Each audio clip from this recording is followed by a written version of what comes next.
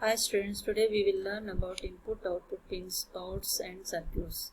You know very well 8051 has 40 pin IC. Even though it is having 40 pins, these 40 pins are not enough to complete an application. So we require more. So see this, here we have 24 pins which are having dual role. So 40 pins plus 24 pins yielding 64 pins. So what are the 24 pins as dual role? You know very well port 0 is serving two tasks. First one is data bus, second one is address bus. Same thing, port 3 also having dual role. It can serve IO and it has some special function pins. So like that we have 24 pins which are having dual role. Let's come to the input output pins with port diagrams. Look at this diagram. Each port has D-type output latch for each pin. This diagram is showing single pin circuit diagram. Like this, 8 pins are having similar circuit diagrams. Each port has its own special function register. Example, port 0. Port 0 special function register name is P0, size of 8 bits. And port 1. And port 2 and port 3. These ports are having special function registers and names are P1, P2, P3. All these ports special function registers are present in the RAM occupied by the 80H address, 90H address, A0 and B0 address. Students, remember these addresses. We will use these in the next coming units also. So remember, 4 port RAM addresses are 80H, 90H, A0H, B0H. First we will see the port 0 circuit diagrams. Observe this diagram. Upper diagram is a port 0 single pin diagram. Okay, this is the port 0 single pin diagram. Here we have a pin 0.x. 0.x means port 0 any pin. P0.0 to P0.7. So X means it can be 0 to 7. P0.0 to P0.7. So it has port SFR latch. This is a port SFR latch and control logic and 2 FETs. So this is the different parts present in the diagram. Which port is giving address bus, those ports will have this control logic part. That is nothing but port 0 and port 2. And observe the signals. Here we have control signals, address / data bus are connected to the control logic. And next, read latch, internal bus, write to latch, read pin data. These signals are connected to the SFR latch. Each port can work as an input or output pin. Then how to make a port pin as an input pin or output pin? Here we can use write to latch signal. This is the write to latch signal.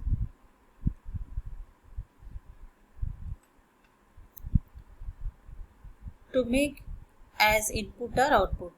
If we write logic 1, to the write to latch signal, then port pin works as an input pin. Okay. If we write logic 0, then it will work as an output pin. This is about how to get IO functionality of a port. Next function is address bus. Port 0 next functionality is address bus to the external memory.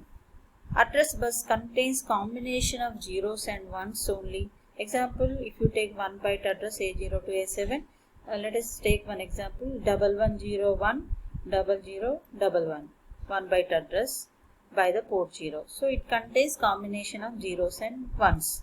Now we will see what will happen when address bus is having 1. It turns the upper FET on. It turns the upper FET on, lower FET off, to provide a logic 1 at the pin. So when address bus is having 1, then it turns the upper FET on, lower FET off, and it provides a logic 1 at the pin.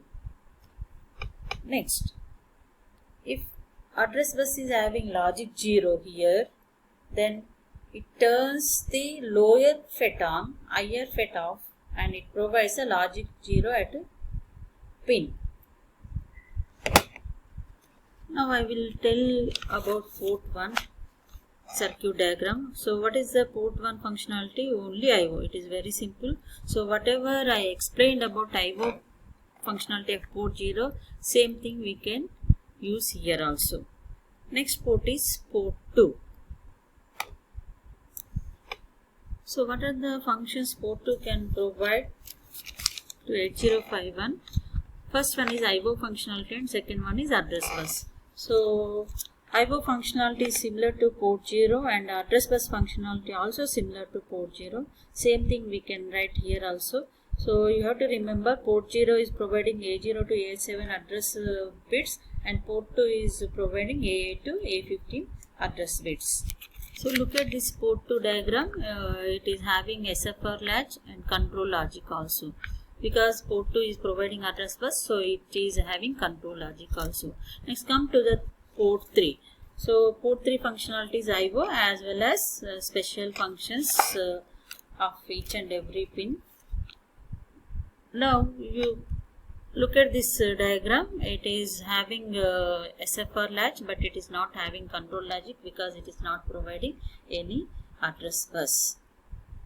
Now I will explain about port 3 special functionalities. Just see this P3.0 is working as a RxD, nothing but receive data, which is used in serial communication to receive the data from the external devices as input.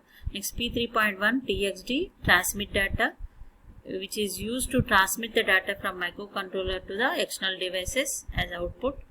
And next P3.0, P3.1, these two pins are used in serial communication for transmit the data or receive the data from the external devices.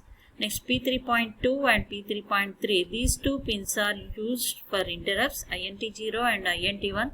These two pins are used to get the interrupt from the external devices. When we connect the external devices to these two pins, interrupts can be generated by the external devices and that interrupts can be sent to the 8051 microcontroller. And next, coming to the P3.4 and P3.5. These two pins are related to the timers T0 and T1, two pins. Whenever we are working with the timers will take the internal frequency, but when you want to work timers as a counters, now you have to provide the external frequency. Using these two pins, you can provide the external frequency to the timers, then timers will work as a counters. And next two pins are P3.6 and P3.7, WR bar, RD bar. Using these two pins, you can provide the read pulse and write pulse to the external memory if you want to read and write the data from the external memory. So this is about special functionalities of port 3. First two pins for serial communication, for receive the data or to transmit the data. Next two pins P3.2 and 3 are for interrupts, to get the interrupts from the external devices. And next 3.4 and 3.5 T0, T1, these are the two pins are available to provide the external frequency to the counters. And the last two pins are RD bar and WR bar. These two pins are used to provide the read pulse and write pulse when you are working with the external memory to read and write the read and write operations, to provide the read and write operations.